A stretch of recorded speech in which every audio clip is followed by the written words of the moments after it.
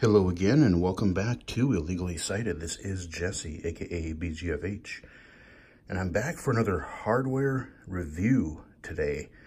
This time we are looking at the newly released Oculus Quest VR headset, virtual reality headset. Now this is the newest headset from Oculus. They actually released two of them on the same day, interestingly enough. They have the Oculus Quest and the Rift S. I'm not going to talk a lot about the Rift S. Basically, it's an updated version of the original Oculus Rift that I've been using on the channel now for a few years. The main difference with it is that it's got a little bit higher resolution, not quite as high of a frame rate. But the nice thing about the Rift S is that you don't have to use like 16 USB cables and everything to get all the sensors hooked up. It has the inside out tracking where there's cameras right on the headset instead of using the little infrared little towers that the original Rift uses. That same technology is used in the Oculus Quest, and which was what I was really sort of interested in. So the Oculus Quest here is a standalone VR headset. It doesn't use a phone for processing. It doesn't use your computer for processing. Everything is inside the headset, which is really kind of cool, which really means that for the first time, we have a really easy, true wireless solution. Now, Oculus did release the Oculus Go, what, a year or two ago? And it was a neat start, but the problem is it was really meant for like watching passive content, you know, playing very, very simple games with the little kind of a wand controller that you had. This, as you can see by the box here, uses touch controllers very similar to the Rift. So aside from the processor in the headset not being quite as powerful enough to run all Oculus Rift games, you're going to play, you know, it has full 6 degrees of movement tracking, and you are going to be able to play pretty much the same type of content that you could with an Oculus Rift or an HTC Vive. Like I said, the only problem is that the headset itself, you're running on a mobile processor, so it's not going to be quite as, you're going to lose some fidelity, and there's just certain, like, you're not going to be able to play Doom BFG Edition, or not BFG, VFR, or Fallout, or things like that, natively on the headset. So let's show you this sucker. So here we got the box. You got the nice little, a really nice kind of box design. Just, you know, it's got that dark look to it there. Pretty minimalist, but it's nice. I'm doing this one-handed here, so we'll flip it over. Got more touch controllers there. You see the underside of the headset there. And basically, when you open up the box, everything is in a nice little compartment. Comes with the headset. It comes with the 2 controllers, 2 batteries, and it comes with a little insert for if you wear glasses. So enough with the box. Let's look at the headset itself. Here we go, guys. This is the Oculus Quest. It's really, when you stop and think about it, it's actually pretty amazing that they were able to cram as much technology into this thing as they were. I mean, it's, you know, roughly the size of an Oculus Rift, but, you know, it's self-contained. Everything's in here. There are 2 versions of it. There's the 64 gigabyte and the 128 gigabyte version. Of course, I went with the 128, being a VR enthusiast, thinking that I would probably want to, you know, put a bunch of games and stuff on there. So we got that. So the headset itself, these are OLED lenses, just like the Rift.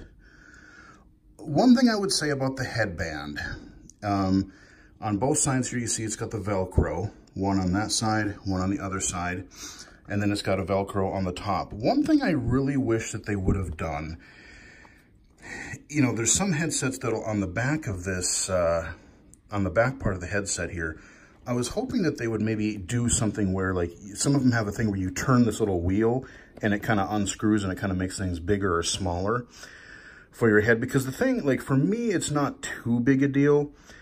But with Velcro, the thing that can happen, especially if you are using this to have a lot of people try it, you want to show it to a lot of people. The problem is... One face, large face near bottom edge. The problem is if you're always trying to resize your headset here, Velcro gets weaker over time. And, you know, if you keep taking it off, putting it back on, you know, just all kinds of making it bigger and smaller, those things are going to kind of wear out eventually. Like I said, mostly it's just going to be me. So once I get it fit onto my head, that's pretty much what it's going to be. So it's not a huge deal for me, but that would be one thing that I would really suggest. You also notice on the sides, there are no headphones. You don't have those little headphone guys dropping down like you do on the regular Rift. It does have audio, but basically what it does is, I don't know exactly how it works, but they kind of shoot it through from the front, they shoot it back towards your head, and it actually does some 3D positional sound pretty well. I've played a few experiences where literally I heard things as I was turning my head. I could tell that, oh, this is kind of up and to the left of me, or this is sort of to the right, or like just even forward or backwards to a degree. I'm actually impressed with how well the positional sound works. As far as audio quality goes, for some things it's not bad. Like, you know, this is the nice thing about this is everyone else is going to hear what you're hearing. So like if you're showing somebody and you want to see where they are, it's easy for you to hear kind of what's going on. But if you're playing something like, say, let's say Beat Saber, where you want to hear the good music, you want to hear the bass, that does not sound good in these speakers. You're gonna want to plug headphones in, because Beat Saber or anything where there's, like, you know, huge explosions or music or anything like that, the bass is really weak, and you can almost kind of hear it just go, you know, like you can tell that especially if you have the volume up, you can kind of tell that the audio is being distorted a bit. But for what they do, you know, just for convenience sake, it works really well. On the right side here and the left side, they actually gave you 2 headphone jacks. So you can plug headphones in, just a regular standard 3.5-inch, 3.5 millimeter headphone jack on either side, so you can choose. Yeah, you can plug your headphones in. I think they're going to be coming out with some earbud accessories later or something, but I'm not one for earbuds, so I'm just going to plug in whatever.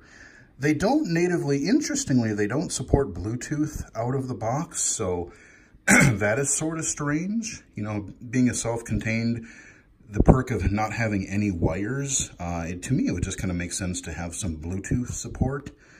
Of course, you're going to get a little bit of lag doing that typically with most Bluetooth headsets, so maybe that's why they decided to forego that for now.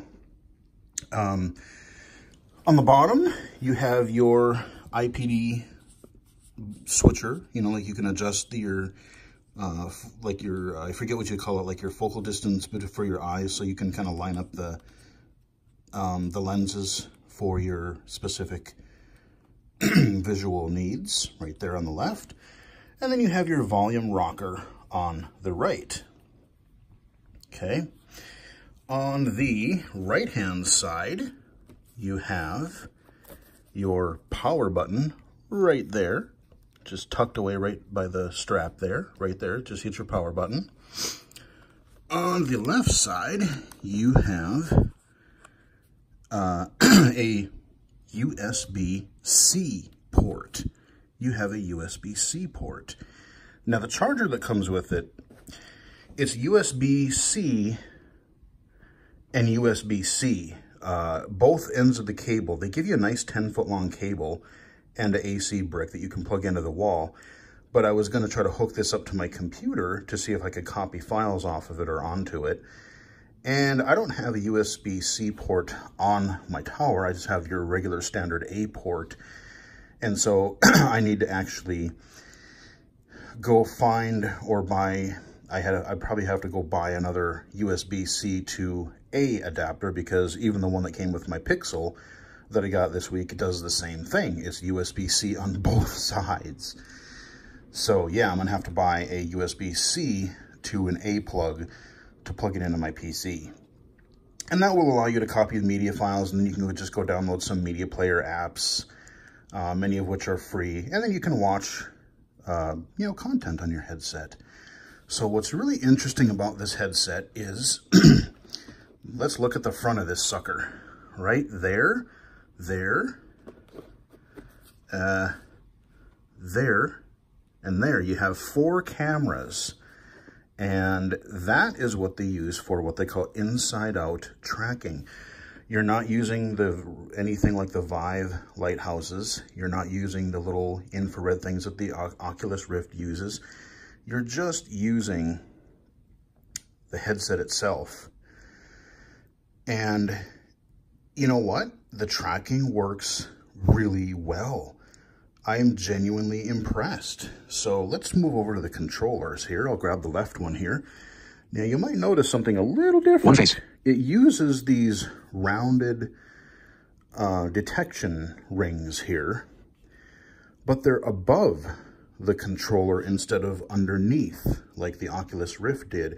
You still have the grip button, you still have the trigger, you still have your 2 face buttons and your analog stick right there, and you still have your, in this case, your back button, and then the other one has your Oculus, your home button sort of a deal. But you have your rings up here. And the reason that is because when you're holding it, you have to have some light in the room.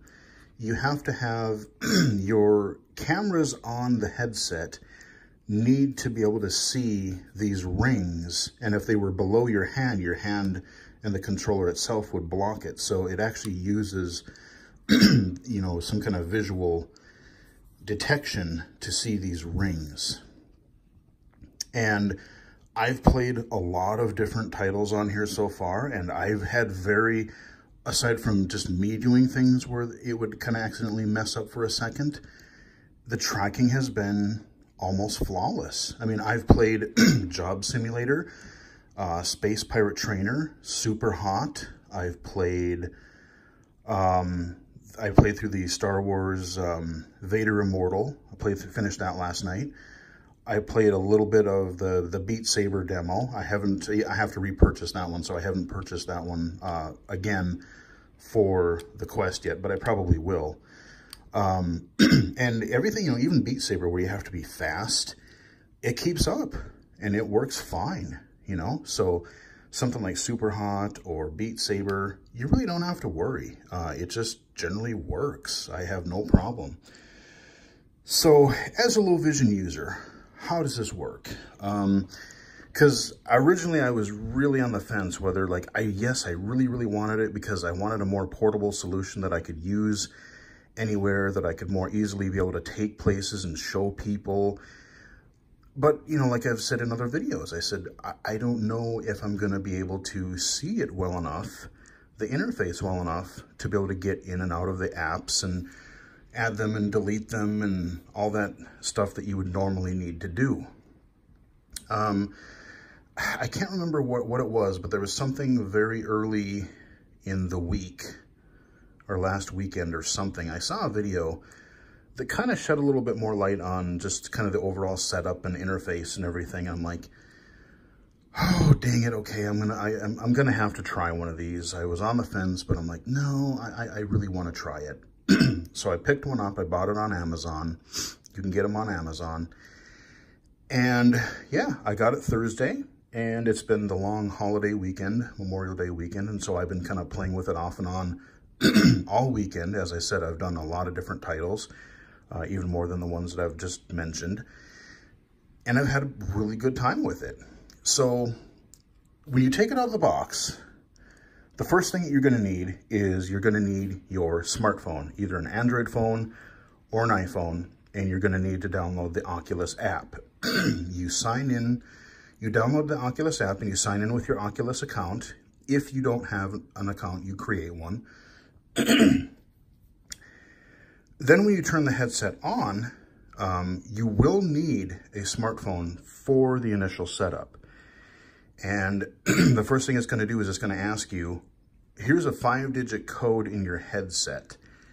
Type that into the phone so that the phone knows and you can pair the devices together. Now, the problem is that the little box was far enough away in the headset, I couldn't read it. So, not being able to read it, I actually had to ask. I'd go to my neighbor and ask, like, hey, can you put this headset on for like 30 seconds and read me this number? And she was cool about it. So she read me the number. I put it in. It paired. And then it'll go through, it'll ask you a couple of other questions. I forget what it is. But then, once it's really paired up, it'll say, oh, okay, it'll ask you for your Wi-Fi. And if it, that's what it did. So it asked me for the Wi-Fi network, and it said, oh, do you want to use the Wi-Fi that your current phone is using? I'm like, sure. Did that. And then since it got online, it looked for any firmware updates for your headset and the controller. And the controllers were actually paired up with it already. I didn't even have to pair them, so that worked nicely. Once everything was paired up and they downloaded the firmware update, then it kind of just walks you through. They play a little safety video showing you about setting up your play space and, putting the straps on your controller, the little wrist straps down here, just like your other Rift touch controllers had.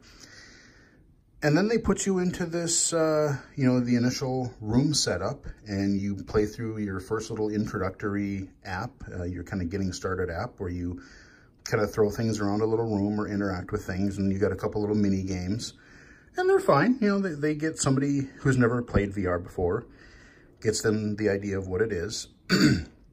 Now, the room setup, that's what I want to talk about, because I was wondering, boy, that's not going to work well for me. If I'm not able to do that, am I going to be able to independently set up a play space as a low vision user? Turns out, yeah, I can. Anytime, I should also mention, anytime in the headset where you kind of want to confirm something, and it's usually like the yes thing, a lot of times it's going to be a blue button. It's kind of a dark gray interface. And if you have like a confirm or yes or continue, it's going to be a blue button. So you kind of just look for that and go, okay, that's probably the one I want. But I'm actually in my bedroom right now. I've got this little kind of chair stool thing that I've had forever. The back broke off of it. As it turns out, it works really nicely just for like a little VR stool if I want to play a seated experience. So I don't have to play this in front of my computer. In my bedroom here, I have this nice big play area that I can map out. Look at that. I mean, there's no L desk. There's a couple little odds and ends that I could kind of move around, but no, it's largely open. This huge, I don't know how many, but it's a pretty good square rectangular area. And when you set it up, what it does is it starts out, it'll show you a whole bunch of these little blue diamond things, and that's to represent the floor. And again, you can't play this in, complete dark. You have to have some lighting so the cameras can kind of see. And usually it picks it up right away. You don't have to adjust. But if the floor doesn't look quite right, if it's too high, or, like there's one time where I had it pretty low lighting and it thought the floor was a little bit higher, you take one of your controllers, you set it on the ground, and then you hit one of your triggers, or I think it's one of your triggers or buttons or something, and it goes bing, okay, it resets the the ground. You click next. Then it'll ask you to draw, and it uses this kind of thick blue line as you draw, which is really nice because it's actually easy to see. Because when you're looking at your cameras, I should also mention, it has this what the whole system is called this Guardian. And it's only kind of a black and whitish look. But as you're setting this up, it shows you're looking through the headset and you're looking at your room. So you're seeing what's around. So you're seeing the floor, you're seeing the play space, you're seeing any obstacles in your room, any objects, any furniture. But once you set the floor, then you have this little, one of your controllers, the cursor is like this sparkly, just a big old sparkly cursor that's actually even pretty easy for me to see. And you just take one of your little grip buttons and you go, you just slowly, you click and hold and you just drag, you just turn yourself around 360 degrees. You draw your circle or square, kind of whatever shape you want. You connect both ends, and then once they're connected, boom, you just see the whole kind of floor diamond texture in there, and boom, you've got yourself a play area. You hit confirm, and then boom, it takes you to the dashboard, and you can play. And that's it. And what's neat is, I've been using my bedroom as my primary play area because I have more room than I do in the living room, because I got so much stuff out there. If I roughly am in the same spot when I put the headset on, the cameras look at the room and go, oh, I recognize this, and I don't have to set it up again. It shows me my boundaries right away. I click, yeah, confirm, let's use this space, or I can reset it if I want to. But yeah, so I put the headset on, I've seen the little grid, I hit the confirm button, I'm back in my app, or I'm back in my home screen, wherever I left off, and I can continue playing, which is really, really cool. So that part of it works beautifully. Now, as far as buying the apps, you can do all of that through the phone. There are some accessibility issues. I may do a quick demo of the Oculus app. If you guys are curious, I can do a separate short little video just kind of walking you through the Oculus app, what's in there. Like, you can buy things, you can install things, but you cannot uninstall them. So on the PC side, using the desktop application, I could, if I didn't like a game or I was done with it, I could just, there's the little ... menu button. I would just click it, and then menu would pop up, uninstall. Boom, I could do that on the computer. You cannot do that, to my knowledge, on the phone app. You have to do it in the headset. And it's very, very similar to the process that my friend showed me for the Oculus Go. So basically what you have to do is, in your library area in the headset, you kind of hover over the little tile of the game that you want. And in the lower right-hand corner, there's a little ... button. You hit that, and then the uninstall is the bottom menu option that appears. Now, I can't read any of that, but at least in the menu, I could tell, as I was moving my cursor around, I could tell which one was glowing, which option was highlighted. So I could, oh, okay, the bottom one, I could tell that one is selected. I hit the button, and then a box pops up, and then I click the blue confirm or uninstall button, whatever it is, and it goes away. So because it came with a few demos, most of which I already owned. So I already owned Space Pirate Trainer. I already owned, there's a few of them in there. There's a couple other ones, but most of the demos and stuff, I already had the full versions. So yeah, that's kind of the initial setup. Uninstalling is a little bit hard if you have low vision. Usually it takes me a couple tries because you have to be right on that little square part. And if you're not, if you're on any other part of it and you hit the trigger or whatever, all it's going to do is go into the app. And then you have to go exit the app again, go back to your library, and then go try it again. So it might take me a couple tries sometimes to get it exact, but I've done it. I've done it a few different times already, so I've at least kind of gotten the process to work. So most people are not going to be like me who already own an Oculus Rift. But if you did, there are some titles that are cross-buy. So if I already owned them on the Oculus Rift, they are already in my library for the Quest. And so when I go to the store and I'm browsing through, Space Pirate Trainer was one I owned. Fruit Ninja, which is really fun on the Quest, by the way, untethered. I can be a little more crazy. Like I said, there was probably a good half a dozen or more titles that I didn't even have to buy again. There were 2 titles that I really, really wanted to have. One being Job Simulator and the other one being Beat Saber. Those I would have to buy again. I did buy Job Simulator just because it is such a great title for a first VR experience. And I just love the game, and being able to play it untethered and not get in the way of my L-Desk and just be able to, it worked really well. I'm going to say it worked really well.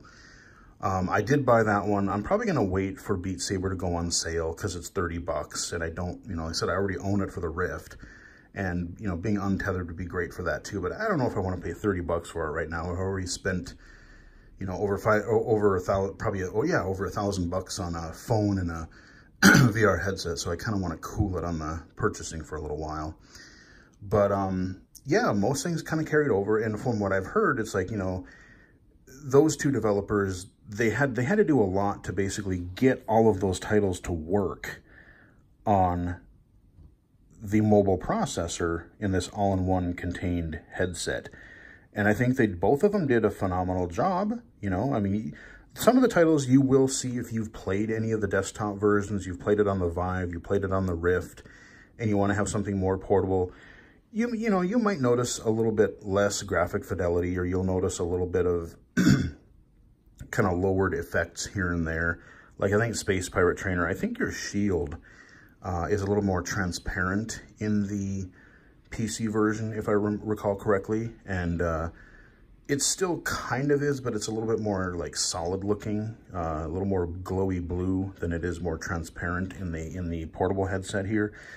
But when you get into a game, it doesn't matter because, like I said, you're untethered, you can fully turn around, you don't have to worry about tripping over wires, you got the Guardian system watching your back. It generally just works really well.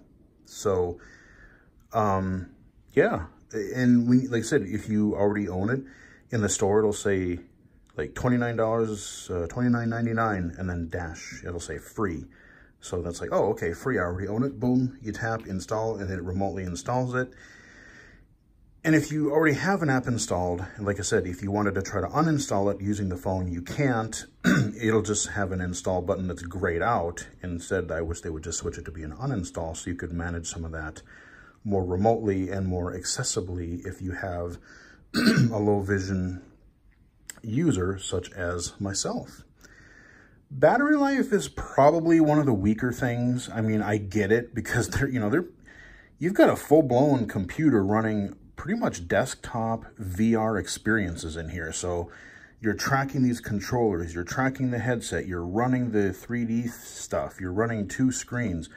I get it, you know, but depending on what you're doing, I would say you're going to get probably about 2 to 3 hours tops, and 3 is probably being generous. So I've, you know, in the off and on times I've used it just this weekend, I think I've charged it 2 or 3 times already. You know, but like I said, I've played Job Simulator, Super Hot, Vader Immortal, Space Pirate Trainer. There's this cool, what is it called? Wander, which is this new app just for the Quest. That is kind of, you're looking at Google Street View, kind of like a Google Maps thing. Last night I was looking at the hometown where I grew up, a couple of hometowns right near my house. And then I went and saw the farm where I lived in VR. I'm like, that's pretty cool. So I've done a lot with it. But yeah, I mean, and most people are not going to use VR for a prolonged period of time, especially if it's just like one person. Now, if you're in like a party situation and you're passing it around, like I said, on the left side, you do have this USB-C port here, and it comes with a 10-foot cable. So you can use this plugged in. You know, you're going to have one wire to be careful of, but you can do it. So you still do have that option. The other thing that I will say, comfort-wise, I kind of passed over it. You know, you have the more rigid back, unlike the original Rift. But because you have more in this headset, you have a processor, you have all of your cooling, you have the heads, you know, the lenses and everything itself. It does feel a little more front heavy than the Oculus Rift does. Because, yeah, there's just a little bit more in it. You kind of have to, I felt like I had to fiddle with it around with it a little bit to really get it. You know, you want to get this back part as low as you can on the back of your head so that it can kind of compensate for the front of the headset being a little bit heavier. It's still pretty comfortable. You still have the puffy little rubberish pads here. I mean, it's still really comfortable. It's just a little bit more front heavy than I would have preferred. Maybe, again, maybe if they would have had something a little bit heavier back here, if they would have had that little round knob to adjust instead, or something that was, you know, maybe even a little harder plastic in the back to kind of add more weight to the back to kind of even it out to say, oh, okay, well, it's going to be heavier in the front, but a little heavier in the back as well, so that it can kind of help compensate a little bit. But as I said, it's not bad. Playing most experiences works very well. There was a couple times where, like, if I went to bend and pick up something off the floor, I felt like I had to kind of watch it a little bit. I didn't want the headset to kind of go whoop and then just kind of fall off or something. But, you know, once you get it set up, once you get it set for your head, it's generally not bad. It's pretty comfortable. So bottom line, that's basically the experiences that I've had with the Quest so far. Here's the thing. If you are new to virtual reality and you want to try it, even with low vision, yes, you're going to need sighted assistance the moment you turn it on to get that 5-digit code, and you might need some assistance, depending on what it is, you know, like to uninstall an app or something. But largely, the thing is, this is the headset that I would recommend for new virtual reality users, because there's, you know, the Rift is really, really cool, and I'm still going to keep using it. But the thing is, in order to use that, you know, people say, oh, that's so, you know, they see VR, and then, you know, because I have done that a few times, and somebody else is like, wow, that is so cool. I really want to get one of those now. What do I need? And then I have to go, well, do you have a computer with, you know, and a lot of these people aren't, you know, super techie. They just want to, you know, they just love the wow factor, and they want to just use VR. So they don't know what video card they have. They don't know what processor they have or how much RAM in the computer they have. So I'm like, you kind of have to walk them through. Well, you need a computer with this, at least this. You need this much memory. You need this minimum video card. You need like 5 or, you know, you need like 4 or 5 USB ports. Although with the Rift S, you only need 1 USB port and 1 DVI. So that's way, way better. But, you know, there was always a lot of caveats to it. It's like if you were a nerd or if you were an enthusiast that really knew the technology, I could walk you through it. But for a general user, it's like, if you really, really want, I can try to help you, but, you know, you might be better off waiting a little bit until it's kind of less cumbersome and there's less kind of technical requirements. Literally, you take this thing out of the box, you download the app, you pair it, you start browsing for stuff on your phone, you install it, you put on your headset, and you play, you know. Setting up the room space, even with low vision, is not bad. I have no trouble doing it. It actually, I'm impressed with how well it works. It's kind of a neat experience, actually.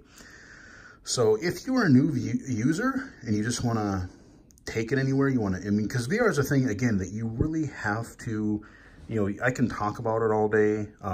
You can see the flat screen videos that I do, but until you experience it, until someone, it sounds cliche, but until you experience VR, there's just, you don't really know. It's just something you have to experience to be like, oh, wow, yeah, okay, I get it now. There's some crazy stuff going on here. So yeah, everything you need is in the box.